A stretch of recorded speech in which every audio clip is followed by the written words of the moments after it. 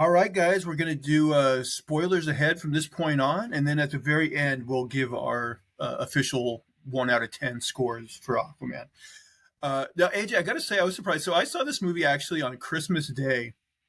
I went to a matinee, and I was thinking like there would be nobody in there, but there was actually like a decent amount of people in my screening. I was like, wow, it seems weird, that anybody would be here, but Yeah, that is surprising. still the Like we movie. we kind of had to watch it. Yeah, and still the movie did not do too well. But Right. okay, Aquaman and the Lost Kingdom. So AJ, I also made these notes after I watched the movie, and so now it's been like almost a week. So like you might have to help me fill in some things. I don't even know if I'll understand all these, but I wrote we open on pirates taking over a cargo ship. Arthur shows up and easily beats them, and basically he's narrating this story of what happened to his newborn son. Hmm. Oh, that's another thing I wanted to bring up. So this is I don't know if this has been substantiated by anybody, but it was a rumor that there was a cut of this movie they did where this baby was actually sacrificed and died, and like test screenings like hated it, said it was like too dark, so they changed it. Now I don't know if that's actually true, but like I kind of agree that for a movie like this, that would have been Yeah, too dark. So I think they that's made really tough. I think Yeah, they made the right choice if that was the case, and they went back on that. for sure. Um, Yeah. but anyway, he's like telling his newborn son like they beat up all these pirates. Um, and so we get a recap of as he's narrating of the first Aquaman, where Arthur became king. We find out that he has since married Mera, or maybe he married her at the end of the first movie. I didn't revisit the first movie, so I can't remember exactly. But in the Mhm. intervening years, they had a son. Um, so now we kind of get this montage of him like struggling to take care of his son. They get this recurring bit where he keeps changing the kid's diaper and he keeps getting pee in his face, and I'm like, okay, that's the level of the Yeah. film we're dealing with here. Um, we also in this montage like he's doing like his kingly duties. He's having going to all these like king meetings and stuff, and he's like falling asleep, and he's like he basically hates his job as king because it's not fun and it's just all these kind of things he has to do but doesn't really want to. Right. um Now this I found a little weird, like I kind of question the government of Atlantis because he calls himself a king. So you would think he'd almost have like authoritarian, like almost do what he wants powers. But no, he Yeah. complains because he has to clear everything with like this Atlantean like parliament committee. And I'm like, are you a king or are you not a king? Like it seems like you're more of like a president who has to deal with Congress. You know what I mean? It doesn't seem like a Yeah, but true. I think like in European history, like the king still had to deal with lords and other stuff. Like there were still those kinds of like different houses that he had to like work with. So I mean, I kind of think there's some sort of realistic politics there. Okay. Um, okay, so yeah, I wrote. We find out that this movie is brought to us by Guinness, as he and his dad. I just instead of his dad, I just put Boba Fett because it's the guy that plays Boba Right. Fett. So him and Boba Fett have a conversation about how Boba Fett tells him that he um, basically should give his son a sibling, and that he regrets not giving Arthur a sibling. And Arthur is like, well, I met my brother and he ended up being a total dick, kind of foreshadowing the whole like this movie will be about him and Orm's relationship. Right. So Arthur notices that his son is communicating with the goldfish in the room. So like he's like, oh, he actually has my telepathic abilities, Mhm. and so he thinks that's really cool. Okay, Yeah, it so gets really weird. Like it's almost like AI generated like uh talk between him and his kid. Like he's like, "That's so cool," this and that. It just didn't seem like I don't know. It just felt like weird dialogue. yeah, um, yeah, you're right. There is some weird dialogue in this movie. Yeah, because I remember in that scene. specifically, he was like, "Oh, you got my." It seemed like it was very like, God, it, I do remember thinking it was very weird language that he used because he was all talking about it in a way that just like, yeah, we know you're Aquaman. Like, it seems like Right. you're Yeah. exposition to people who don't know anything about Aquaman or something. You know what I mean?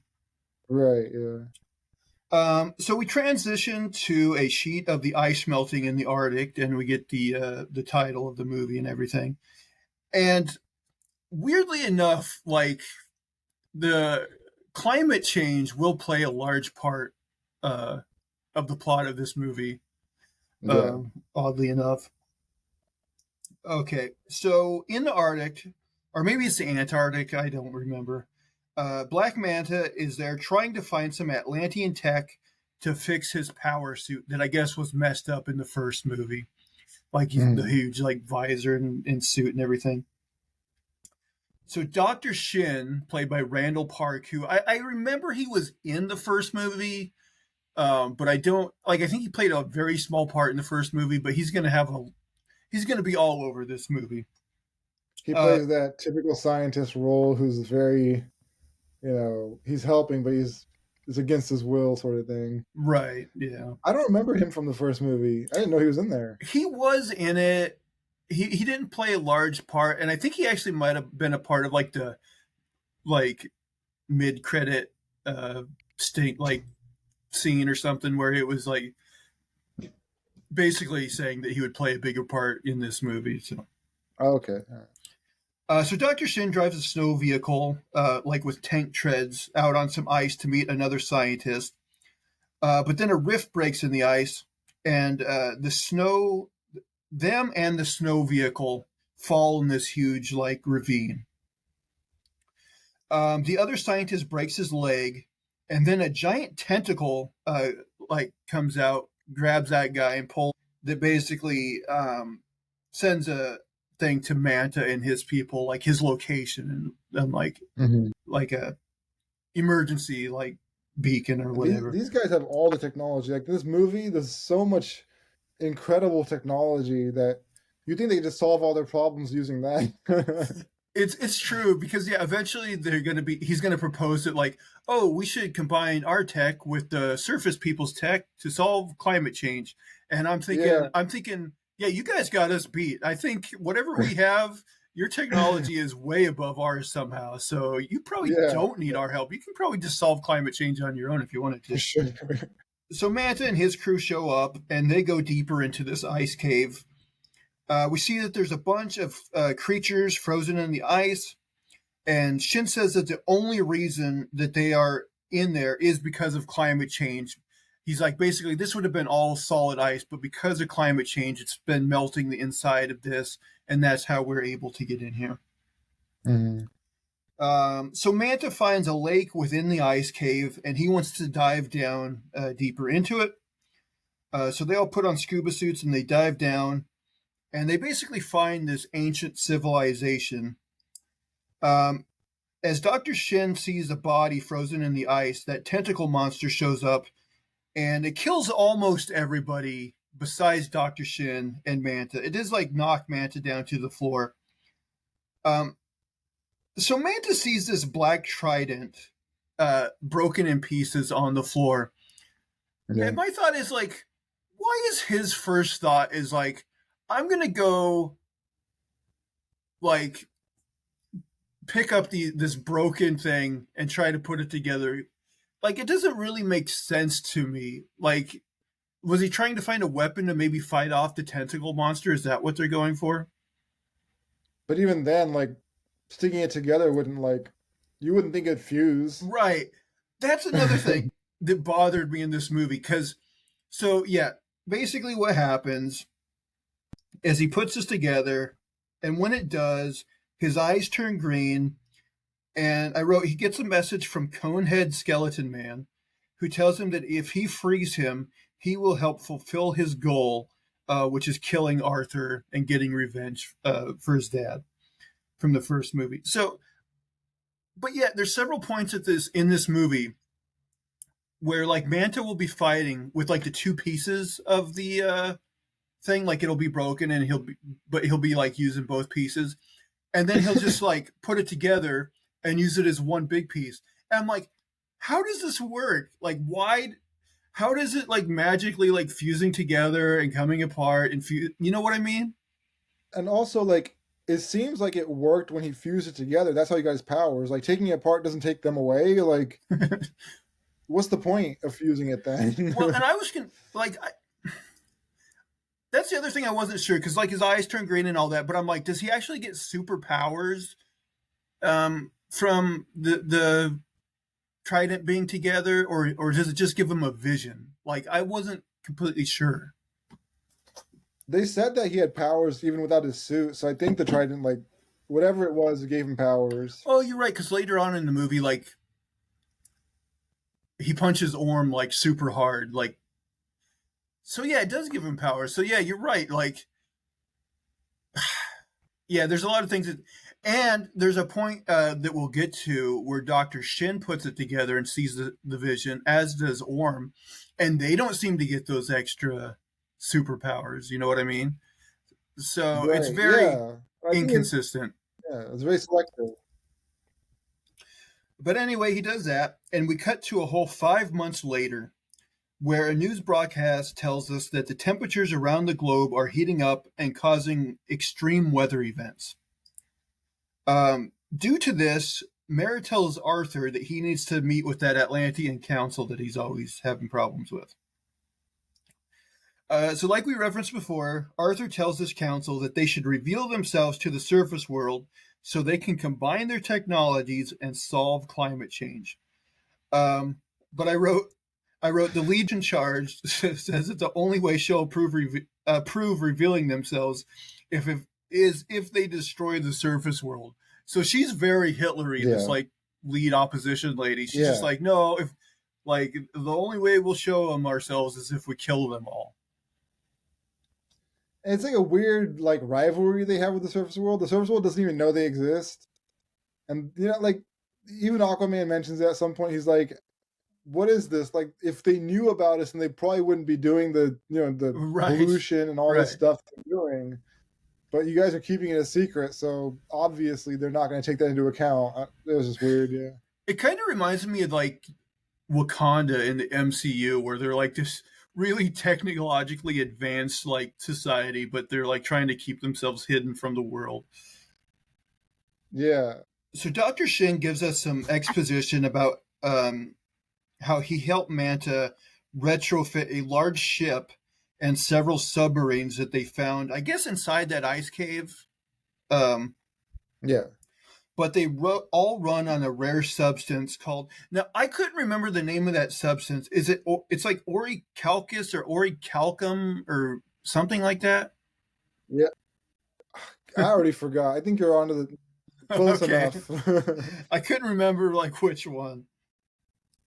Yeah. And they are currently trying to steal the most heavily guarded stash of that, which is in Atlantis. So they take these subs and they get into like the storage facility in Atlantis. They're loading up this orichalcum, calcus, whatever it is. But eventually they do trip the alarm.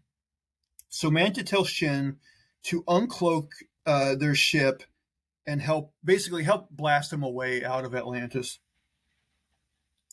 So Shin unleashes a sonic cannon, which will come into play a lot in this movie, which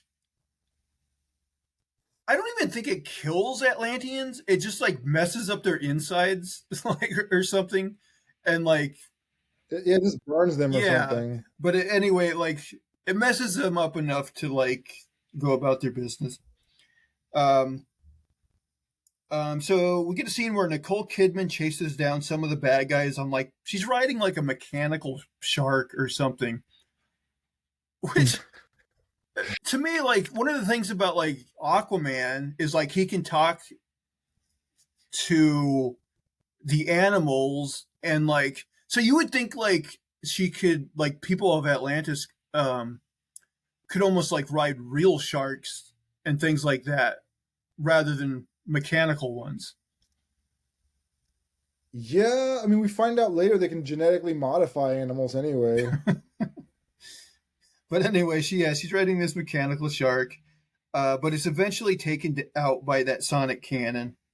Uh, Mera stops Manta's sub as he's trying to get away, but he ends up blasting her with his, head raised and like hurts her pretty bad. And he's actually going to follow up and kill her, but that's when Arthur shows up and stops him. Um, so Manta kind of wants to fight and kill Arthur right there, but Shin tells him that they need to leave right now, because otherwise, like, they're not going to get away with that substance because, like, the Atlanteans are Right. closing in on them. Um, Yeah. so to distract Arthur, Manta um, endangers like this, like, I don't know what you call it, like water like subway or something, like knocks it off. Right. Like, doesn't can't everybody swim really fast down there? Like, what is That's what I this? was thinking. Like, do they? Why? That's true. They all can swim fast as hell. So why do they even need this transport? And like, would it really even like if it crashed? Would it crash hard enough to kill them? Like, I don't know. It just seemed weird to me. Yeah. Um. So Arthur catches up to Manta's ship, but he's hit with the sonic cannon, and it slows him down enough for Manta and his ship to get away. So now Arthur has a scene where he talks to both his mom and Dolph Lungren. I don't remember his character's name. Right. Yeah. She tells him about the like again the orichalcum, whatever it is, and about how it's causing this spike in global warming, and about how the rest of it has already been stolen from other facilities over the past 5 months. So like that's the reason they skip 5 months forward, is because like apparently like all these other stashes have been hit, they've been stolen, and they've been used, and that's Yeah. what's causing the global warming. Um, but my Yeah. thing is like they brought up a computer thing that like brought up where all these stash houses are, and Nicole Kidman's like, oh, see, they've been emptied. But my thing is like, if they knew that, like, why haven't they been trying to like fortify those other like stashes like around the globe, or it's, you know what I mean? Yeah. I mean, they would have at least had somebody protecting them to like a scout, somebody to let them know that they're being, invaded or whatever. Like, it's Yeah. weird. Yeah. Because they keep track of them, obviously. So Arthur thinks it's best. He thinks his best bet is to break Orm, his brother, out of prison, since Orm worked with Manta in the past and might know how to find him. And I was like, that seems That that was seems like a thin. dodgy plan. Yeah, that seems like a very thin explanation to why it would be good to do this. You know what I mean? Because, like, I don't know how much he worked with Manta in the past. They don't explain that much. They don't really go into Just in it. the first All I movie. remember is he gave Manta his suit. Yeah, it was a very like a part of me thinks like you probably had better options than this brother that like went all Hitlery in the first movie that you can't trust. Yeah. That's the other thing about these movies when villains have like turned good is sometimes when you really think about what they were trying to accomplish in the first place, you're like, okay, his brother was basically trying to commit genocide on the entire surface world. And then this movie, we're Yeah. just like, he's okay. Look, he's coming around. He's a good guy. He's got a good Right, right, heart. right. Um, so they tell Arthur it's important that he can't be seen breaking Orm out of the Desert Kingdom's prison, or it will cause like an international incident.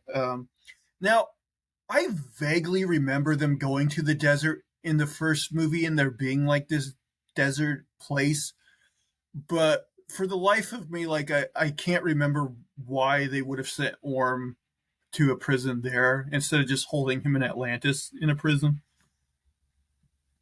Yeah, I don't know either. But anyway, because he can't be seen, he puts on this suit, that allows him to be like temporarily invisible.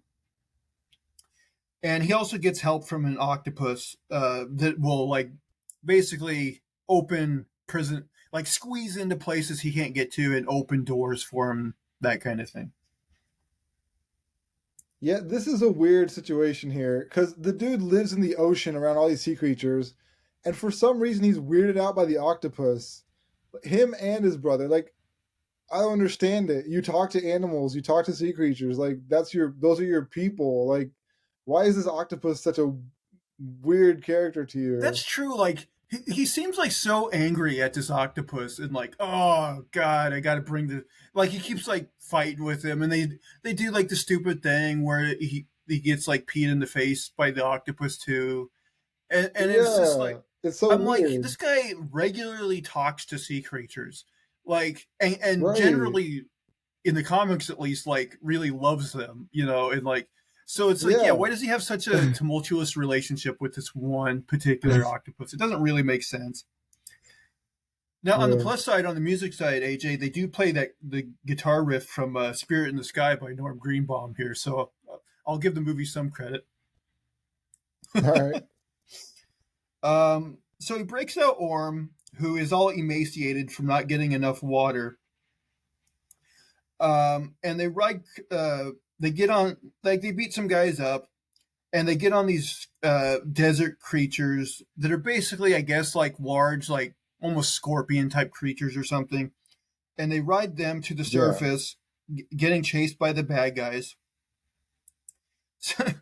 Okay, so they get to the surface and they can like see the ocean in the background. So Orm, he starts going uh, for that, and then uh, Arthur, he goes invisible again and starts like fighting with the bad guys.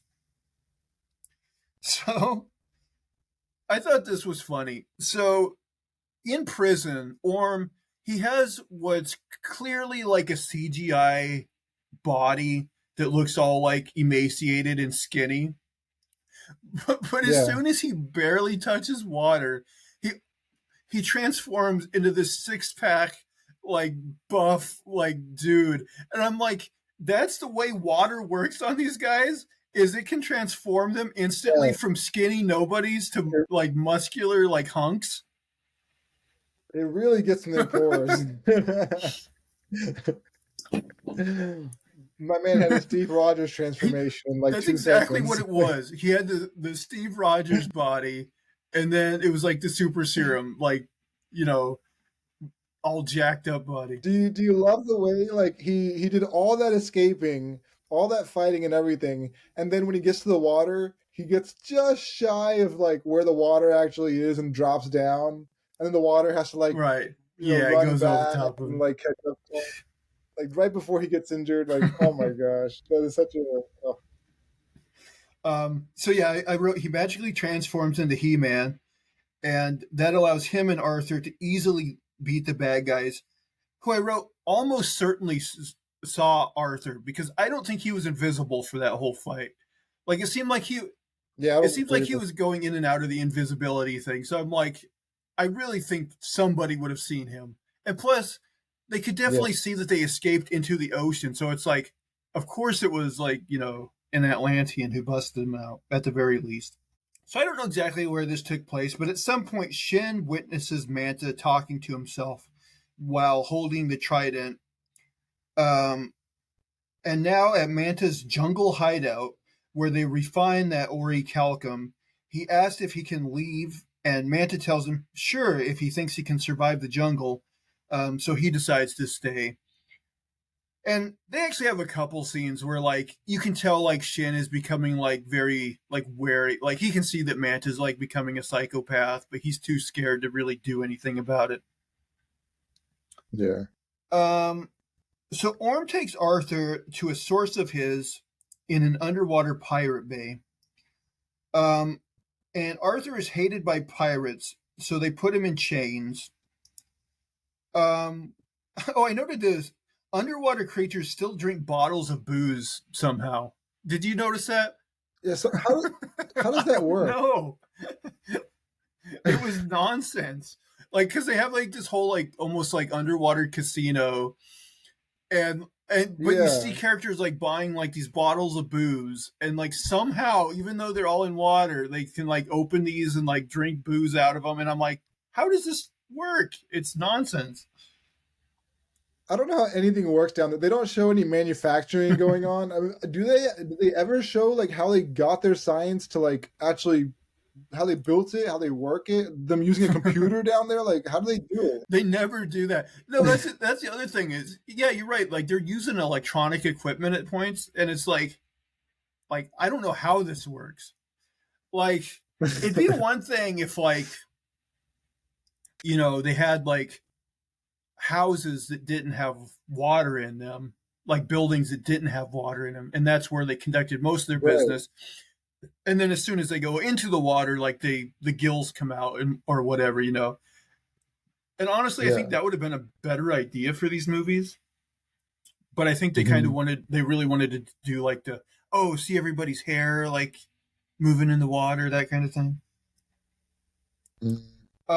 So Orm's source is called Kingfish, voiced by Martin Short of all people. He somehow got roped into this. Um, and I wrote, he is 100% underwater Jabba the Hutt. Like, Oh they yeah. didn't even try. Like, blatantly, this is underwater Jabba the Hutt. That's all I could think of was He looks Jabba. like him. He has like the slave girls all alongside him. Like, they didn't even try here. Yeah. Yeah. So Orm tells Kingfish that if he tells them where Manta is, that he will get a favor from Atlantis. And Arthur is like, no, I don't agree to that. He refuses. So they get into this other mindless action scene, which this movie is full of. They fight. Arthur and Orm easily beat them, and then he basically ends up putting this fish tank bowl over Kingfish's head, and Yeah. like fills it with oxygen. So he's basically like suffocating him, torturing him. Yeah. Uh, and I'm like, that seems convenient. That those like honestly, why would they have need of like diving equipment like that if like oxygen tanks and Right. like they live underwater, like they don't need those things. Yeah. So again, another kind of nonsensical thing. But anyway, Kingfish gives up the information that Manta is somewhere in the South Pacific. He's got this jungle hideout. So, as you mentioned, they can swim very fast. So Arthur and Orm swim Mhm. insanely fast all the way to the South Pacific to this jungle island, which holds Manta's base. And they can tell, um, so this is where they refine that Ori calcum, whatever, and it like billows like green smoke out the top, and like so they're like, oh yeah, we're in the right place. Arthur tells the octopus that he fights with to go get reinforcements from Atlantis, so it goes back in the ocean. Um, at some point, Dr. Shin finds the broken trident and puts it together, getting the visions that Manta got. Manta shows up and threatens Shin's life if he interferes again. And so again, this was the thing why why is the trident able to uh fuse back and forth, and like why didn't Shin get any powers like Manta did for Right. seeing Yeah. this vision? So Arthur and Orm are contentious with each other on this island, but they inevitably keep getting in these situations where like they're bonding with each other. So it's like they fight, but then something happens and they bond. Um, Yeah. at one point, Arthur gets Orm to eat a cockroach, and like the joke is that he ends up like he likes it, he enjoys it. Yeah.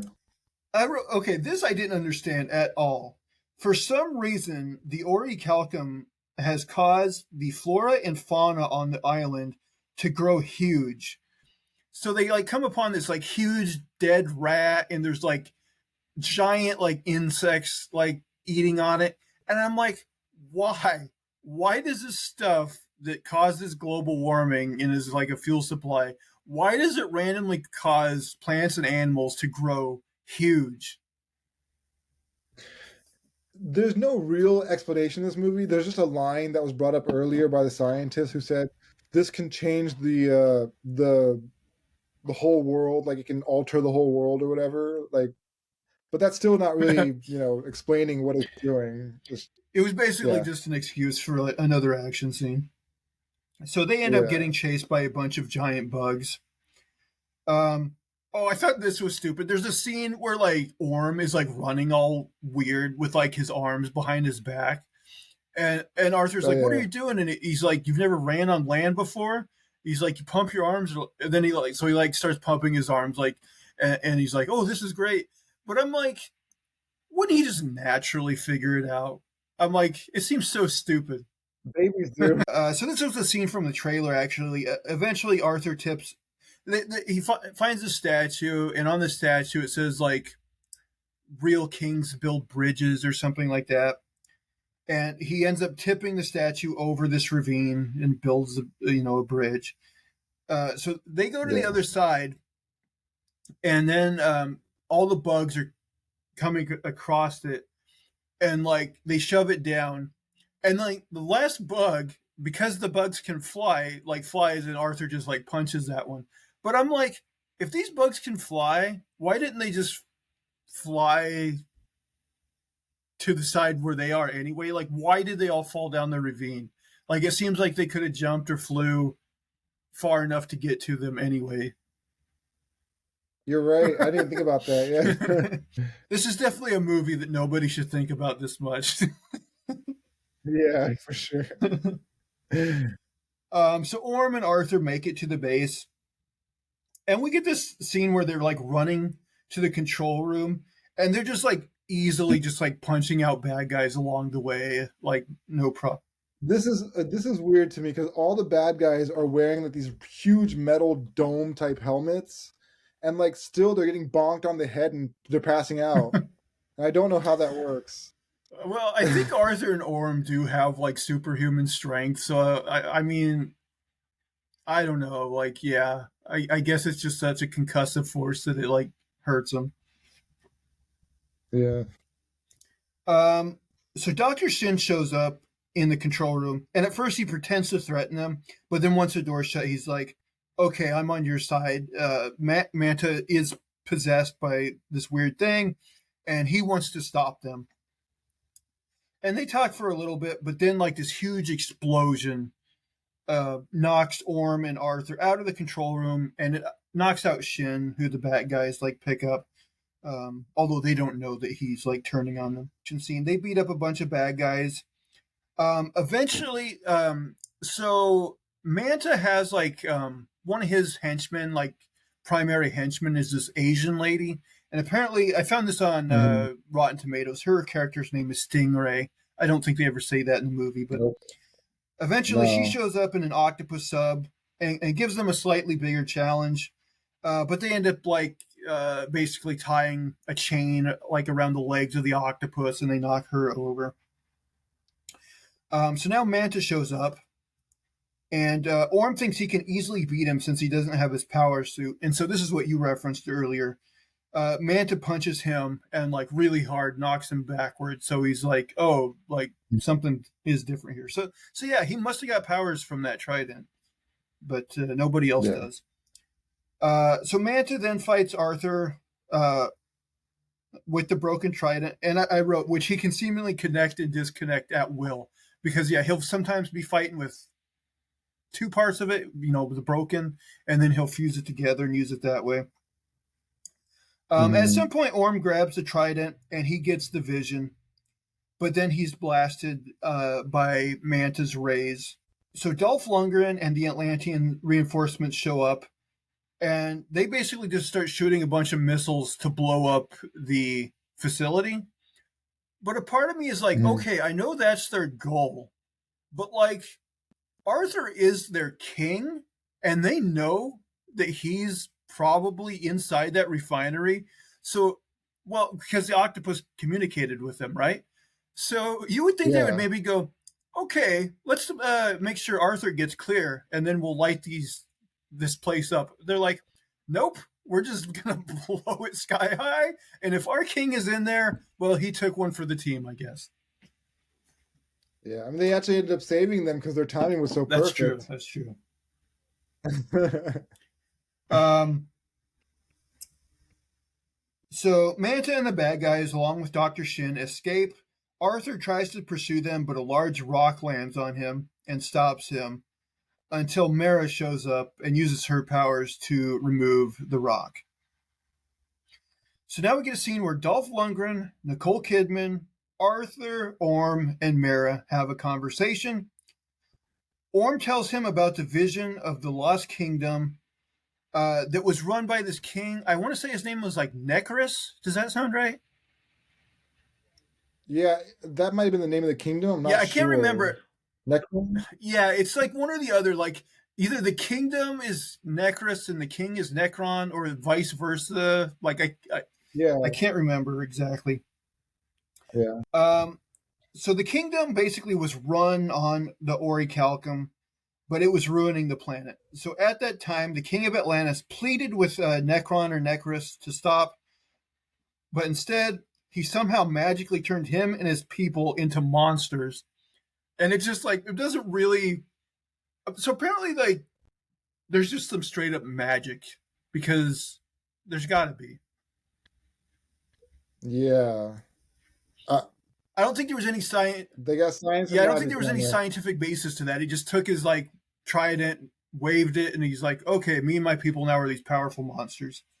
So they all went to war with the Atlanteans. Atlantis won the war, and the king of Atlantis used blood magic to freeze Necrus, slash Necron, whatever, and his people forever in ice. So I think the blood magic freezes Necron forever, but as far as all his other people, they were frozen in ice, and they just thought, oh, that would last forever. But now, thanks to climate change, it's basically started freeing some of the lower level monsters, I guess. Yeah.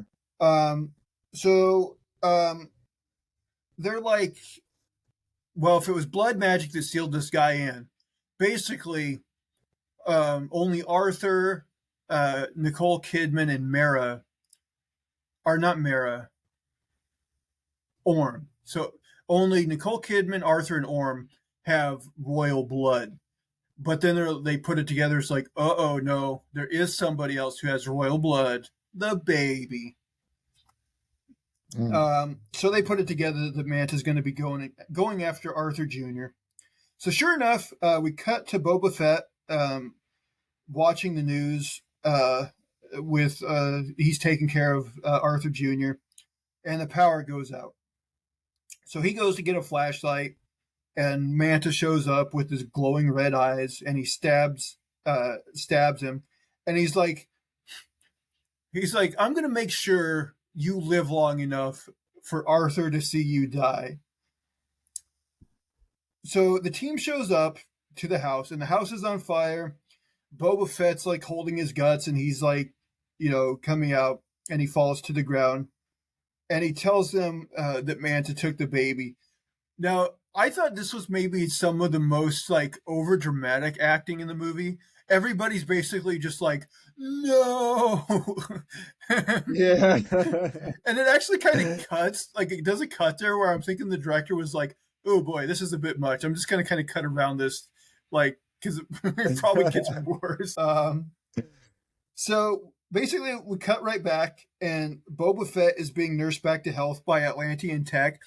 So, like, a part of me is like, this movie, like, they really didn't want anything too depressing, it seemed like. So they're like, because I feel like they could have let Boba Fett die. Like, but it's like, no, he's instantly just kind of brought back to life. Like, there wasn't even a lot, like, I don't know, it just seemed like this movie could have used some stakes, and with him, like, a couple minutes after being stabbed, like, being brought back to life, it was just like, well, if someone was going to be sacrificed in this movie, like, they probably could have sacrificed him, but I don't know. So the team plans to get the baby back.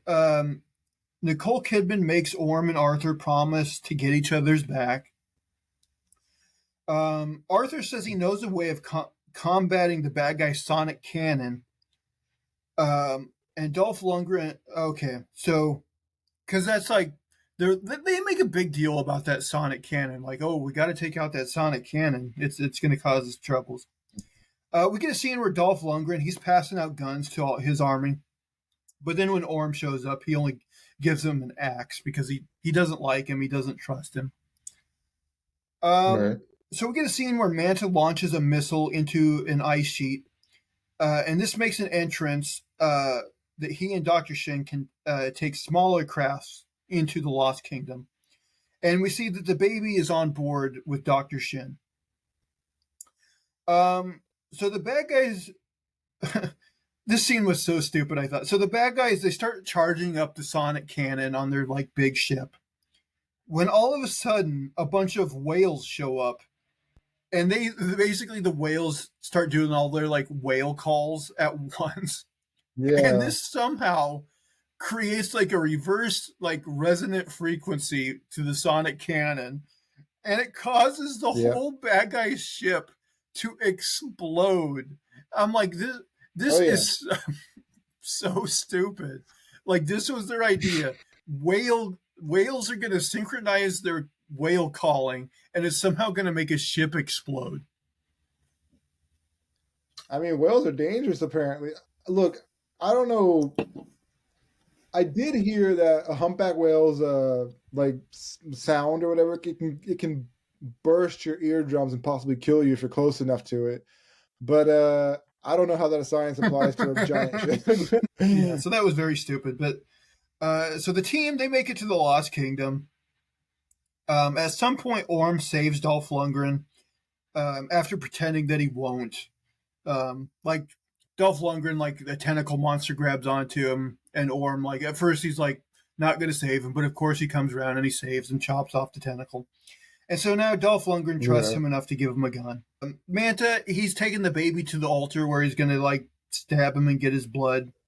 But here Dr. Shin finally betrays Manta and gives him a bag of explosives rather than the baby. And like the explosives, they blow up, but they don't kill Manta. They just kind of knock him down. So Manta survives, and he ends up tasing Shin and taking the baby. So as Manta is about to kill the baby uses his, power, his, I don't know what you want to call it, telekinesis or whatever, to basically call to Arthur and let him know where he is. So then Arthur shows up in the nick of time and saves him. So they fight. I think Manta gets the upper hand until Orm and Mera show up to help. Mera takes the baby to safety, and then Orm and Arthur stop Manta. But in the process, Orm gets the Black Trident and is possessed. He gets in a fight with Arthur. Like, I think he like punches him, and Arthur like bleeds from his mouth. So this is enough.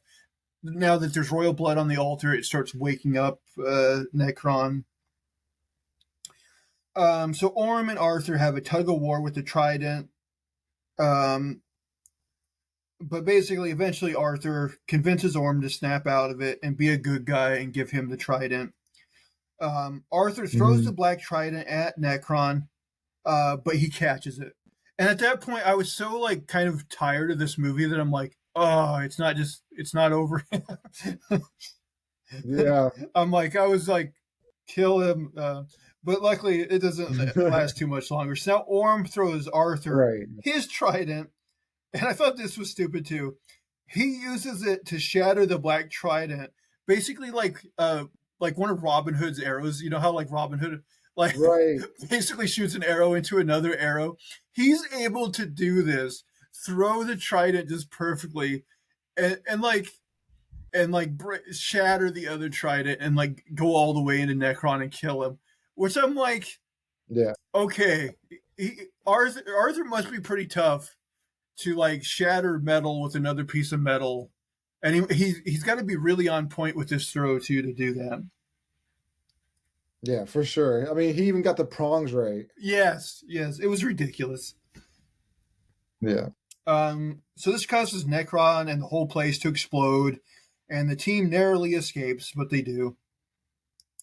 Back on land, Arthur tells Orm that he will say he died in battle so that he can be free and not have to go back to the desert prison.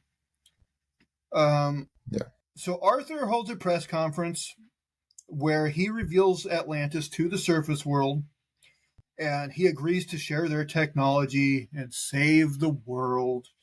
And basically, you get this whole kumbaya of the whole world watching this on television screens, and everybody ends happily. Yeah. They're off to solve climate change and save the world.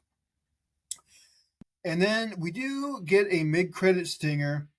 Oh, and I should say that, so on the island, Arthur had this conversation where like Arthur was like, "You're so close-minded. Like, have you even like experienced the surface world? Like, have you ever had a cheeseburger with a glass of Guinness?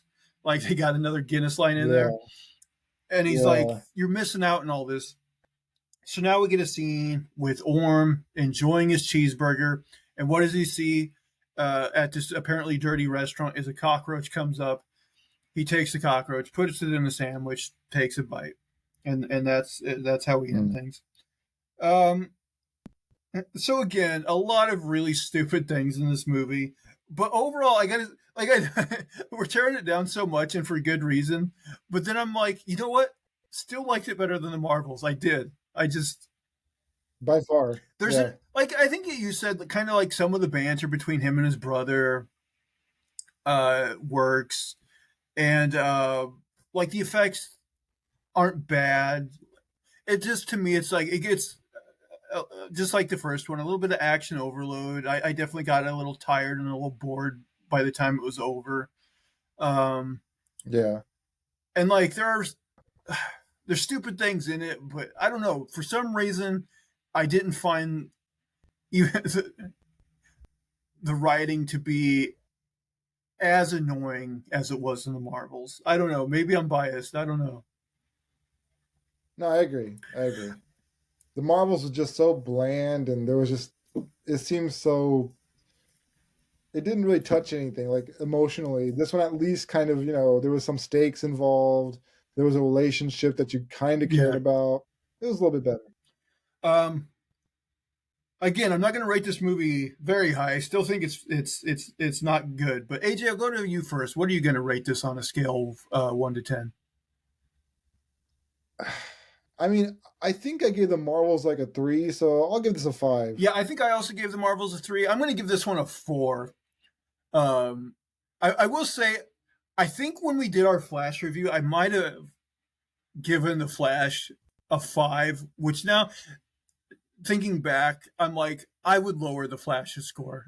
Like, the more I think about that Yeah, movie, the more it annoys me. And I'm like, at the time, I think I was a little too kind to it. I would actually probably lower the Flash to probably like a 3. The more I think about it, I'm like, man, there was a lot of just horrendous stuff in the Flash that was really, that CGI was oh amateur, my God, man. so bad. That was not a finished So movie. bad. But Yeah, I mean, even with the Flash, like, even if the CGI was on point, the movie would still suck. yeah, yeah. Um, but yeah, so yeah, I don't really endorse this movie. Like, it's not great. I'm glad we're getting for the most part a clean slate now, and I'm looking forward to what James Gunn does going forward. I'm I'm I'm Yeah, glad this is in the rear view. You know what I mean? me too. I'm ready for a fresh start to the DCU. I do kind of wonder, like,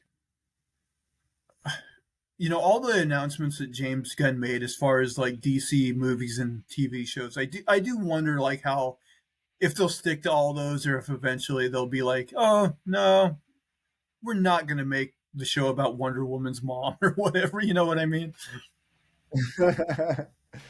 I mean, there's always changes. You see it with Marvel. It makes sense that they would have some changes in the future. Like everything's kind of up for change as you see like how the fans react to your past projects and what they might be interested in. So it makes sense that they would evolve and adapt. Yeah, going into 2024, I think the only DC thing we might get in 2024, and I don't know if they've confirmed, but we might get Creature Commandos, the animated series, which is something I'll watch, but I'm not excited about. I don't know about you.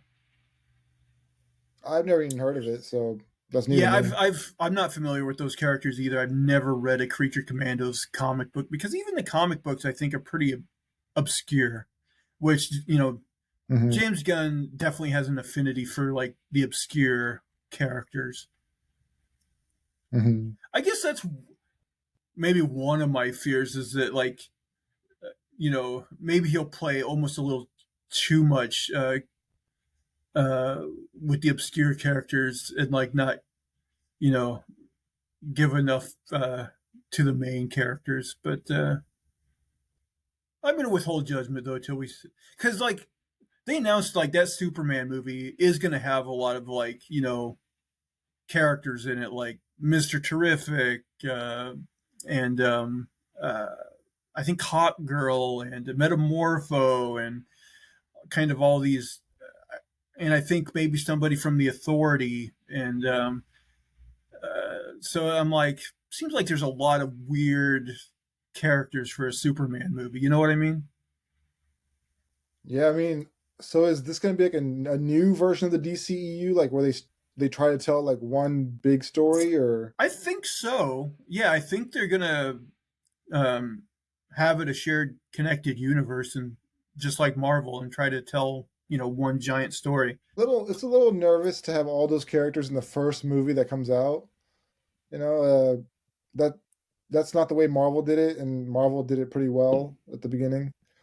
Um, I don't know. Let's see how it works out, I You guess. know what? Now that we've gotten more of TV shows on the Marvel side of things, I'm starting to wonder if it's even a good idea to have the TV and movie projects in the same universe. I think it actually hasn't worked very well for Marvel. Like, I don't know. I almost wonder if it'd be better if like I like having TV shows. Like some of the CW shows were good and some weren't. But Mhm. I don't know. I guess Marvel just hasn't totally sold me. They've had so many TV projects that haven't worked that a part of me is like wondering if they should keep going in this direction that they're going. I mean, I'm willing to give them a chance. I know that they did a really bad job of like formatting these shows and like structuring them Yeah. properly. So we've seen a couple good ones, Loki and Wanda. So I mean, hopefully they put a better effort into the future programs, and maybe they can change our minds. I don't know. Speaking of, I think that Echo show is dropping relatively quickly. I forget the exact date it's coming out, but I think it's soon. So we Okay. might be reviewing that. But that'll be in the Yeah. future. AJ, any final thoughts on Aquaman or the superhero universes before we sign off today? It's gonna be a pretty dry year in 2024, so uh, it kind of sucks, but it's kind of a good thing, I guess. I hope they're working on better projects, getting it right. Refining the process. Yeah, it really is because Yeah, like that's pretty much the majority of the superhero stuff this year is the Sony movies, which I'm not interested in any of those.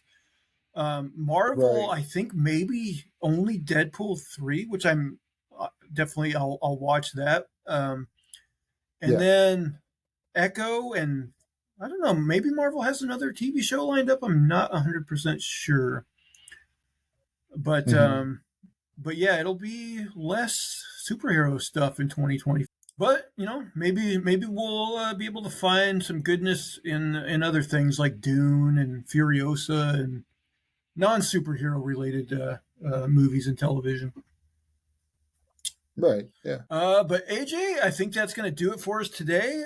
Everybody, if you will, please subscribe both to the YouTube channel and in audio form on your podcast catcher of choice.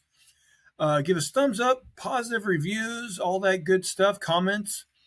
And if you will, you can also follow me over on Twitter/X at Zach Jones Live. That's ZachJonesLive. And that is going to do it for all of our shenanigans and poppycock this week. Please, please, please tune in again next week. Bye, guys. Take care.